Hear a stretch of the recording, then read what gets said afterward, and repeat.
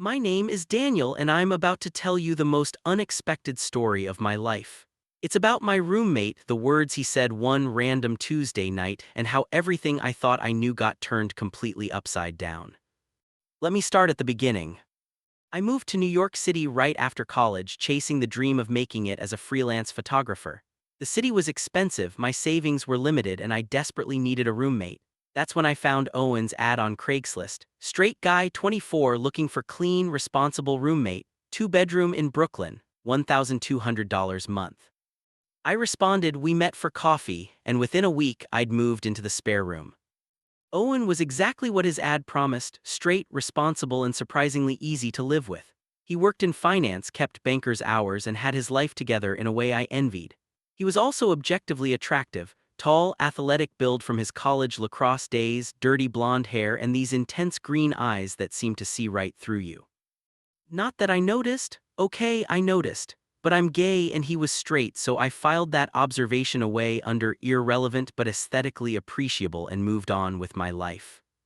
For 6 months, we were perfect roommates. We established routines. Owen made coffee in the mornings, I cooked dinner most nights. We'd watch sports together, he explained the rules, I pretended to understand. We'd have friends over on weekends. It was comfortable, easy, exactly what I needed while trying to build my career. We also talked a lot, late-night conversations about everything and nothing. Our families, our fears, our dreams. Owen told me about his ex-girlfriend Emily who'd broken his heart junior year. I told him about coming out in high school, about my complicated relationship with my religious parents. That must have been hard, he said one night as we sat on our tiny balcony sharing a bottle of wine. Coming out, I mean, were you scared? Terrified, but also relieved, like I could finally breathe after holding my breath for years. I can't imagine having to hide such a fundamental part of yourself. Most people can't, that's why it's hard to explain. He was quiet for a moment, then asked, do you ever wish you were straight just to make things easier? Never. Being gay is part of who I am, I wouldn't trade it even with all the complications. I paused. Why do you ask? Just curious, trying to understand. At the time, I thought it was just Owen being a good ally, trying to educate himself. I had no idea that conversation would become significant later. Around month 7, something changed. I couldn't pinpoint exactly when or how, but the dynamic between Owen and me shifted. He started finding more reasons to hang out with me. He'd skip his usual post-work drinks with colleagues to come home and watch me edit photos. He'd ask me to join him for grocery shopping, for runs in the park, for random errands that definitely didn't require two people. Don't you have friends? I teased him one Saturday when he insisted I come with him to buy a new lamp. Yeah, but they're boring, you're more fun. I'm standing in IKEA arguing about lamp shades. How is this fun? Because you're here, he said it so casually, but something about his tone made my stomach flip. I told myself I was imagining things. Owen was straight, he probably just enjoyed having a friend around, nothing more. But then came the touching. It started innocuously, a hand on my shoulder when he passed behind me in the kitchen, a playful shove when I made a joke, sitting close enough on the couch that our legs touched. Normal friend stuff, right? Except it didn't feel normal, it felt charged, electric. Every casual touch sent my heart racing.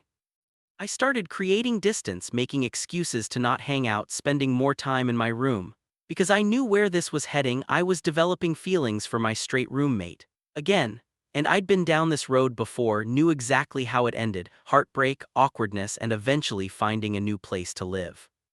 You've been avoiding me, Owen said one night, cornering me in the kitchen. Did I do something wrong? No, you're fine, I've just been busy with work. Bullshit, Daniel, we've lived together for 7 months, I know when you're lying. I'm not. Is it because of what happened last weekend? My mind raced. Last weekend we'd gone to a party together. Owen had gotten drunk, not sloppy drunk, just tipsy enough to be more tactile than usual. He'd kept his arm around my shoulders, played with my hair, at one point even pulled me close and said, "You're my favorite person, you know that?" I'd brushed it off as drunk rambling, but clearly Owen remembered. You were drunk, I said carefully. People do weird things when they're drunk. I wasn't that drunk and it wasn't weird. He stepped closer, at least not to me.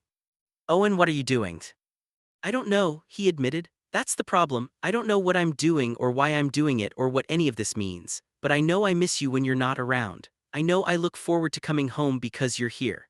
And I know that when I got drunk last weekend and had my arm around you, it felt right in a way nothing has felt right in a long time. My heart was pounding, you're straight. I thought I was. 4 words, 4 simple words that made my entire world tilt. You thought you were, I repeated. Yeah, he ran a hand through his hair, a nervous gesture I'd come to recognize. Daniel, I need to tell you something and I need you to just listen, okay? Okay. Owen sat down on the couch and I sat across from him in the armchair, maintaining distance because I needed to think clearly, and I couldn't do that when he was close enough to touch.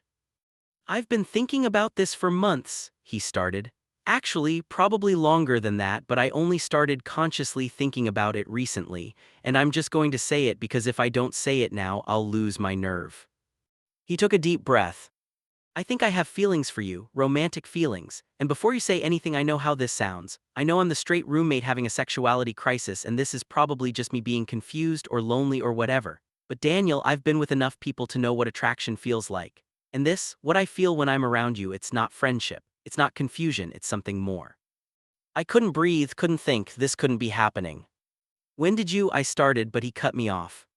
When did I realize? I don't know exactly. Maybe month 3 when you made dinner after I had a terrible day at work and I realized I'd rather be here with you than anywhere else. Maybe month 5 when you showed me your photos from that wedding you shot and I couldn't stop staring at you instead of the pictures. Or maybe it was last month when that guy at the coffee shop flirted with you and I wanted to punch him. You wanted to punch him. I was jealous, Daniel, crazy, irrational, possessive jealous, and that's when I couldn't deny it anymore. But you're straight, you dated Emily for 2 years, you've never been with a guy. I know, and maybe I'm bi or pan or maybe I'm just Owen who's attracted to Daniel. I don't have all the labels figured out, but I know what I feel is real. I stood up, needing to move, to pace, to do anything other than sit still while my brain tried to process this. Owen, you can't just, do you have any idea what you're saying? Yes, I'm saying I'm falling for you, possibly have already fallen, and I know the timing is terrible and the situation is complicated, but I couldn't keep lying to you, or to myself. What about Emily? What about every other woman you've dated? I cared about them, Emily especially. But Daniel, when I try to remember how I felt with her, it's nothing compared to how I feel with you. It's like I was seeing the world in black and white and suddenly everything's in color. I stopped fighting the urge to let hope take root. Owen, what if you're wrong? What if this is just proximity or convenience or a phase? What happens to us then, to our friendship, to our living situation? I've thought about that, believe me, I've thought about nothing else for weeks. And yeah, maybe I'm wrong, maybe this is a mistake, but what if I'm right? What if we miss out on something amazing because we're too scared to try? I can't be your experiment, I said, my voice breaking. I can't be the guy you try being with men with only to realize you actually prefer women. I've been that guy before, Owen, it destroyed me. His face fell. You think that's what this is, an experiment? Isn't it? You've never questioned your sexuality before and suddenly you have feelings for your gay roommate. It sounds like textbook by curiosity. Maybe it started that way, he admitted. Maybe I was curious, but Daniel, somewhere along the line it stopped being about curiosity and started being about you. Specifically you, the way you laugh at your own jokes before the punchline, the way you're kind to everyone, even the assholes who don't deserve it, the way you see beauty in ordinary things and capture it in your photos. I'm not attracted to men in general, I'm attracted to you. That's not how sexuality works.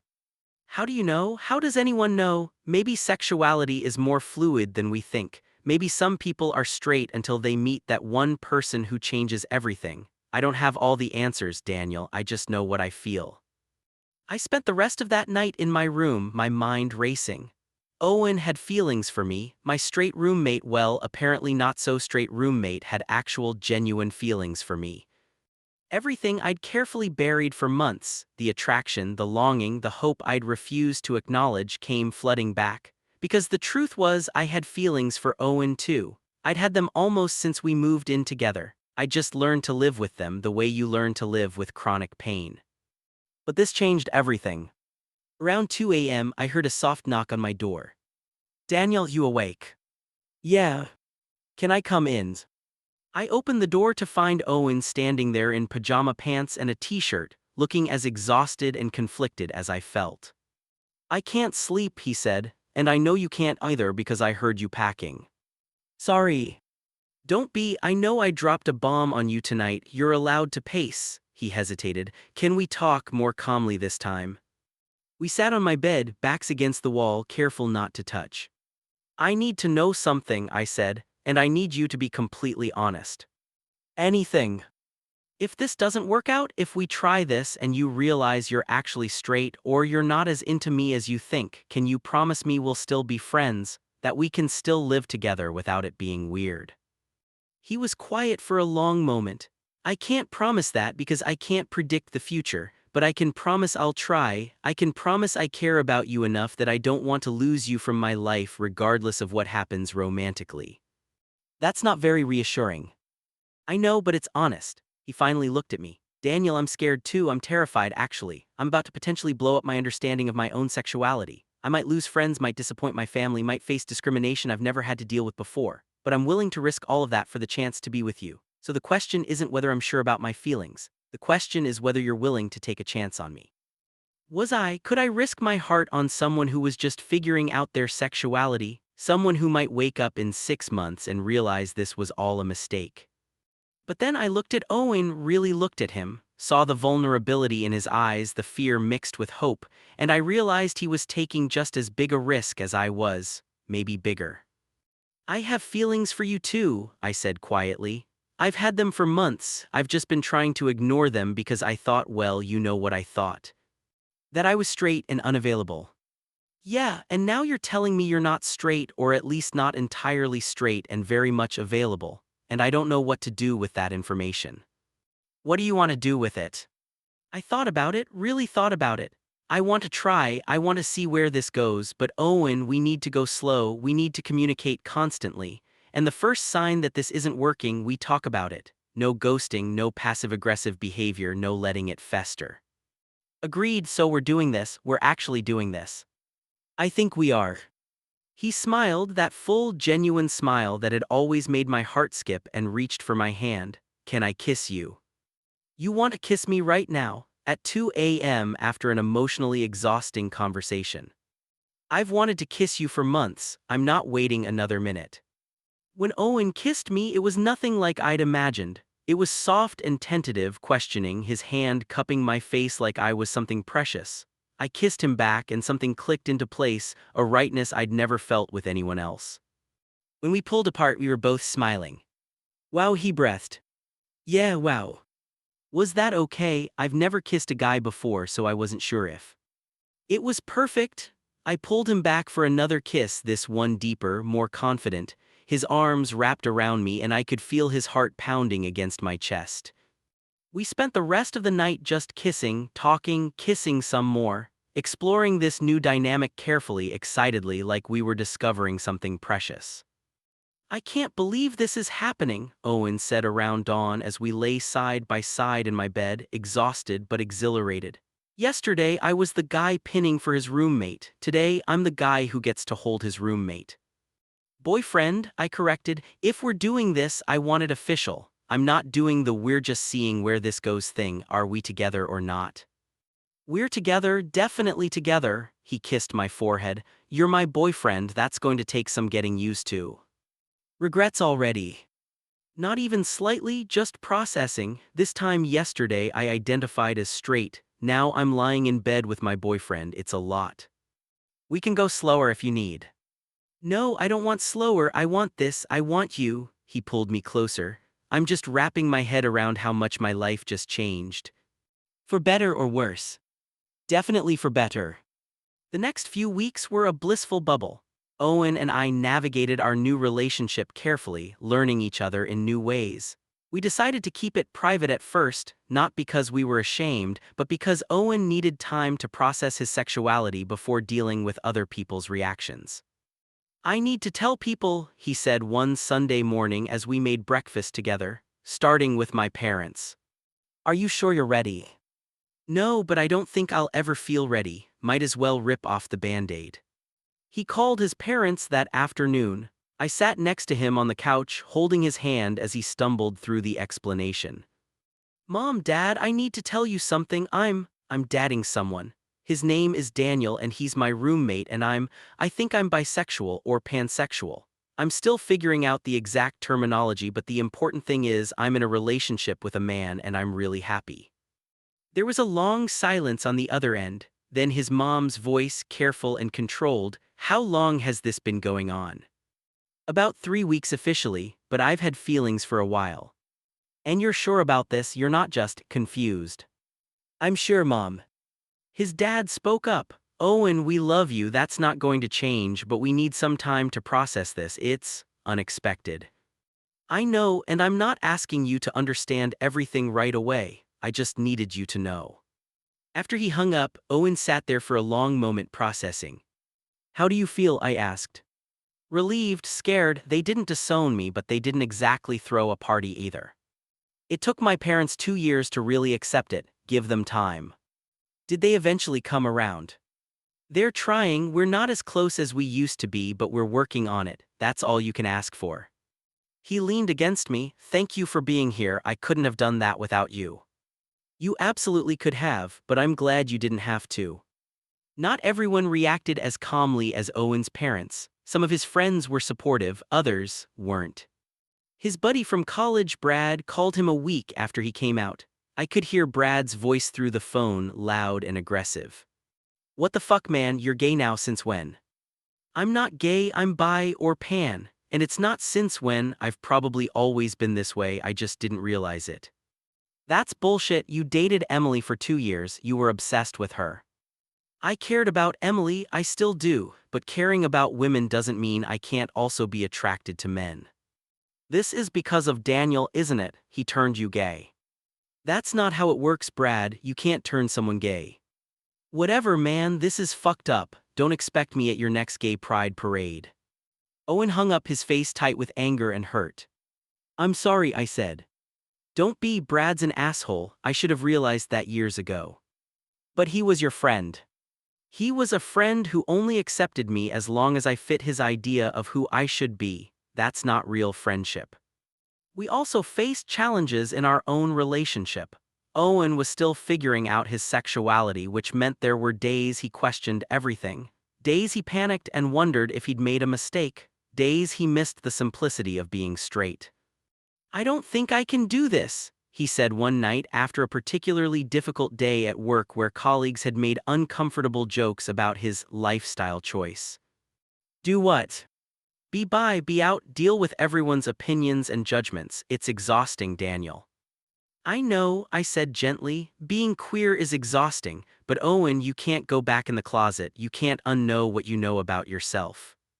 Can't I? I could break up with you, start dating women again, and just not mention this to anyone new. The words stung, but I understood the impulse. You could, but would you be happy? He was quiet for a long time. No, I'd be miserable because I'd know I was living a lie and I'd miss you. He pulled me close. I'm sorry, I'm having a moment, I'll be okay. You're allowed to have moments. This is hard. It doesn't stop being hard just because you've come out. How do you do it? Stay positive when people are constantly judging you. I focus on the people who matter, the ones who love and accept me. Everyone else is just noise. I kissed him softly. And I remember why I came out in the first place, to be authentic, to live as my full self. The freedom is worth the cost. 1 year later. A year after Owen first confessed his feelings, we were still together, still navigating the complexities of his identity and our relationship, but stronger for it.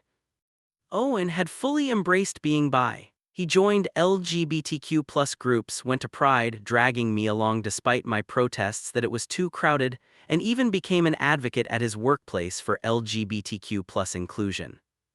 Who are you and what have you done with my formerly straight roommate? I teased him at Pride, watching him dance shirtless in the street, rainbow flag draped around his shoulders. He grew up, Owen shouted back over the music, and realized being queer is fucking amazing. His parents had come around slowly but surely. They'd met me officially, taken us out to dinner, asked thoughtful questions. His dad had even pulled me aside at one point and said, "Thank you for being patient with Owen and with us, we're trying." I know that's all anyone can ask. My own parents had softened too. They'd never be fully comfortable with my sexuality, but they were trying harder. They'd sent Owen a birthday card, which felt like a monumental step.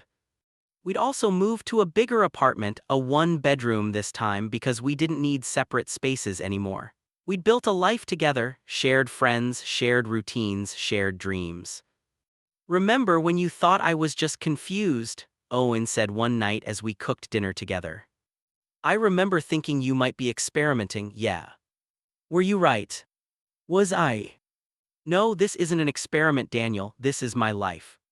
"You're my life," he kissed me softly. "Best decision I ever made telling you how I felt. Best decision I ever made taking a chance on you." 2 years after that first confession, Owen proposed.